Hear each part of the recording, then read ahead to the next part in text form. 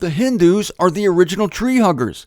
This is where the Save the Earth people came. They're Hindus by nature because the Hindus worship creation. They have gods, about 30 million of them or so, but they worship trees and the sun and the moon, the essence of creation. They worship the creator the creation rather than the creator. Paul mentions that in Romans chapter 1. Okay, now I get it. That's why the lioness is used to represent Buddhism. At least if you're going to throw out God, which the Buddhists do, give no account to a creator, you're going to make a big deal out of humanity. Well, that's the next best thing, I guess, because man is made in the image of God.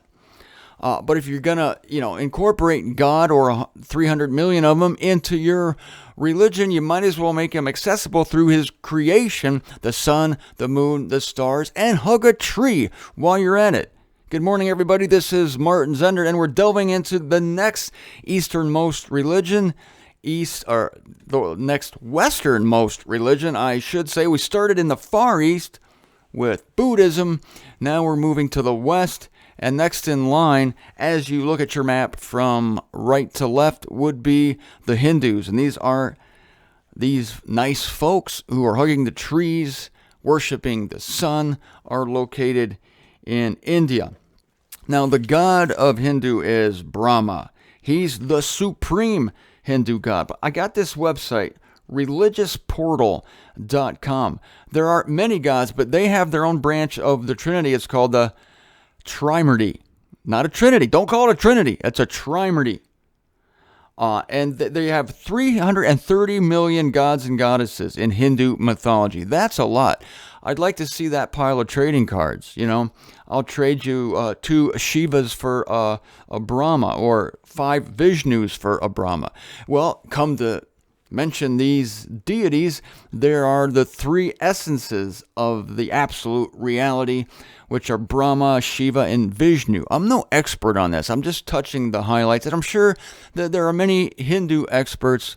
My friend Harsh Bhavsar from India is probably listening to me, rolling his eyes, going, Zenda, you're crazy. But anyway, I can't do the Hindu accent, sorry. It's a good thing, too, because I would insult every Hindu out there.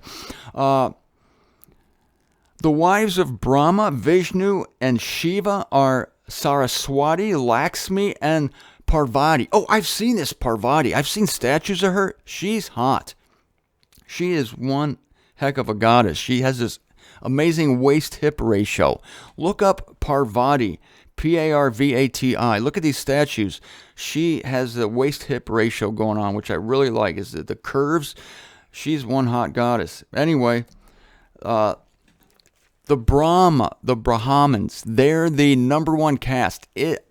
Hinduism is based on a caste system. And now is where we're going to find the description given to Daniel by God. Brahmanas. Yeah, the Brahmanas are the priestly caste. They're the dominating priestly caste. And according to the Hindu religion, Brahma created the first man. This is their deity. The big boy, Brahma, created the first man, out of whose head came the Brahmanas.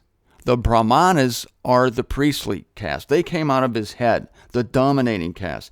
Out of his hands, the hands of the first man created by Brahma, out of his hands came the rulers and warriors. This is the second caste.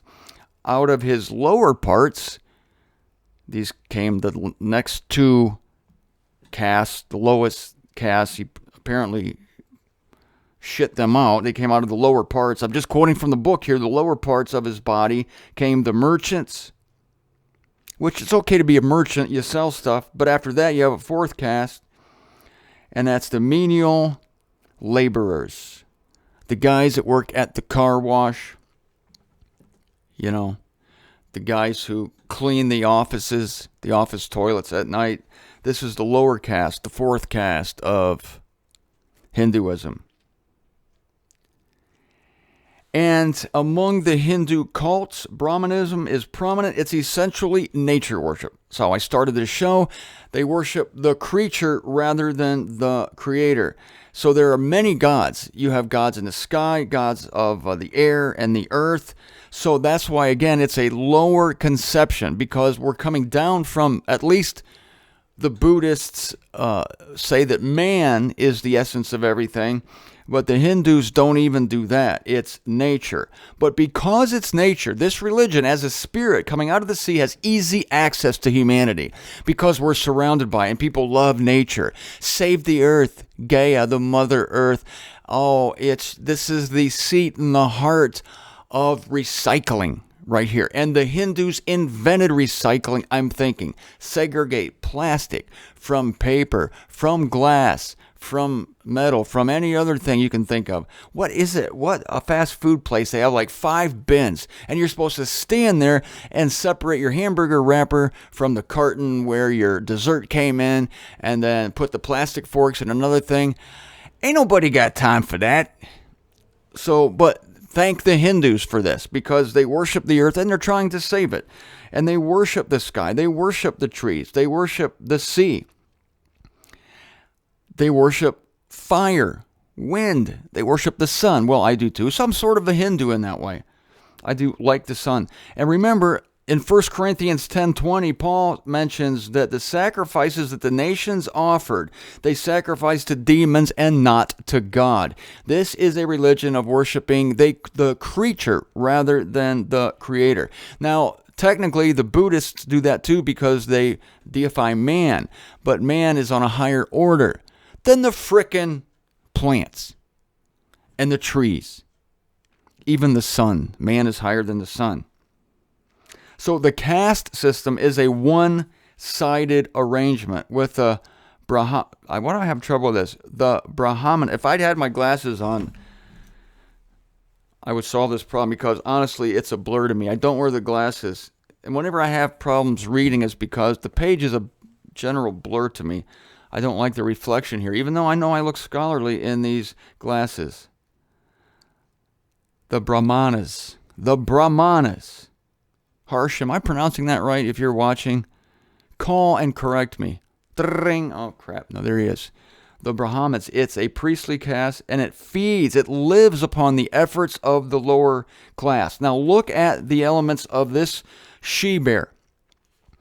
According to what God told Daniel, 1 part is set up. 3 ribs in the mouth, and it eats enormously. 3 ribs in the mouth of the she-bear. 1 part is set up, and the rest serve it. Let's read it. And behold, another animal, a second, like a she-bear. This is verse 5 of Daniel chapter 7. 1 part is set up, and 3 ribs are in her mouth between her teeth. Thus are they saying to her, rise, eat huge amounts of flesh. That's all it has to say. You see, we don't have a whole lot here to go by, and it's not like ultra specific, and we're not dealing with that, because then everybody would know this, but it's still there. But you have to do a little research. You have to look beyond the surface of the thing. That's why this stuff isn't written plainly. I get frustrated too. Why isn't it just written plainly? Why this mysterious language? 3 ribs in the mouth. Why is it all symbolism?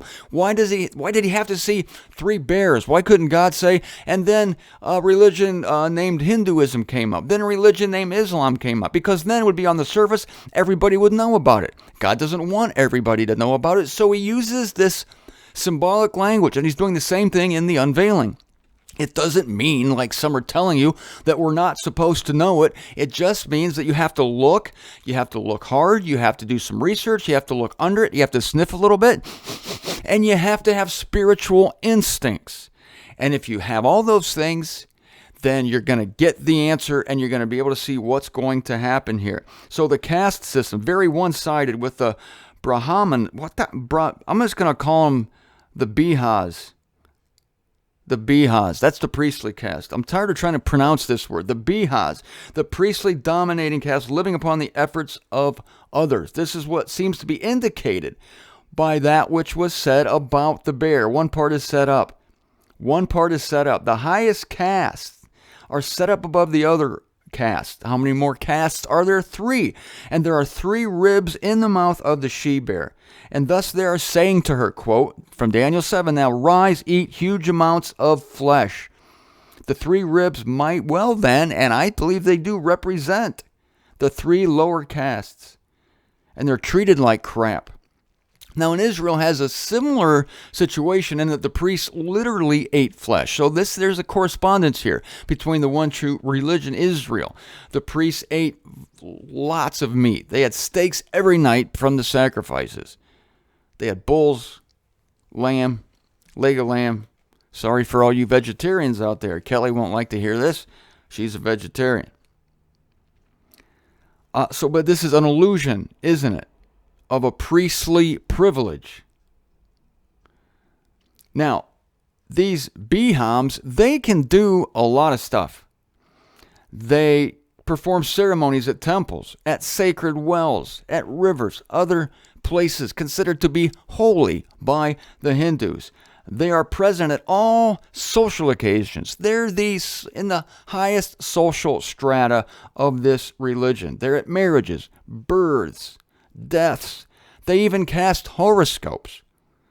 They tell lucky days. You know, you could have a lucky day. What's my lucky day? I don't know. What's today? Wednesday, this is my lucky day. Or as Joel Osteen says, every day's a Friday. So every day's my lucky day. For me, every day would be a Wednesday. They mutter mysterious spells, they do, the Bihams. They make magical charms and incantations. But this is the important part, because this corresponds with the prophecy. They live upon other people who are as 3 ribs in their mouth. The caste system is well known to be one of the most cruel institutions within a religion that there is. Within a religion. I'm not talking about now with the cruelty that a religion enacts upon others, but within the religion, it's very cruel. Now, this is interesting. The bear, you will find no wings. The she-bear has no wings. We were going to see that the leopardess has 4 wings. The lioness has 2 wings. The bear has no wings. Because, unlike other animals, and unlike other religions, Hinduism has been in a state of rest. It did not spread anywhere. It's never moved from its original home. It did not fly over the Himalayas like Buddhism did. It hasn't gone anywhere. It's stagnant. It's boring. Nobody wants to be a Hindu. The best thing they got going for them is the sitars.